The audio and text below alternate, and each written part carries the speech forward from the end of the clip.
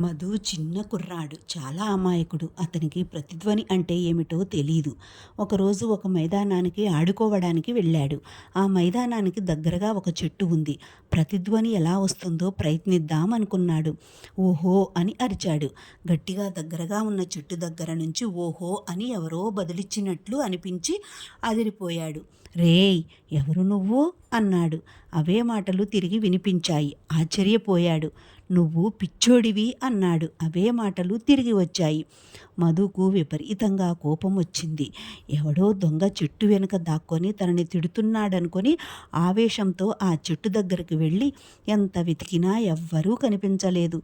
మధుకు ఏడుపు వచ్చింది. ఏడ్చుకుంటూ పరిగెత్తుకుంటూ వెళ్ళి జరిగిందంతా వాళ్ళమ్మతో చెప్పి వాళ్ళమ్మను పట్టుకొని బావురమన్నాడు.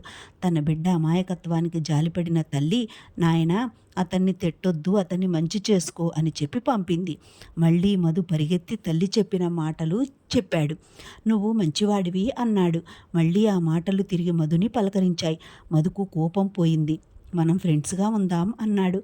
ఆ మాటలు తిరిగి వినిపించాయి. మధు సంతోషంతో పరిగెత్తి జరిగినదంతా తల్లికి చెప్పాడు.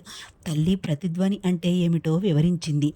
అలాగే ప్రపంచంలో మనుషులతో మంచిగా ఉండేవాళ్ళు మంచిగా ఉంటారు, చెడ్డగా ఉంటే చెడ్డగా ఉంటారు. కాబట్టి నాయనా, ఎవరితోనూ చెడ్డగా ఉండకు, కోపంగా మాట్లాడకు అంది. దయ, మంచితనం అనేవి మంత్రదండం చేసే ఇంద్రజాలం లాంటివి. భయంతో నిండిన ప్రపంచాన్ని ప్రేమతో స్వర్గంగా మార్చుకుందాం. ఎవరితోనూ చెడుగా ఉండకు, కోపంగా మాట్లాడకు.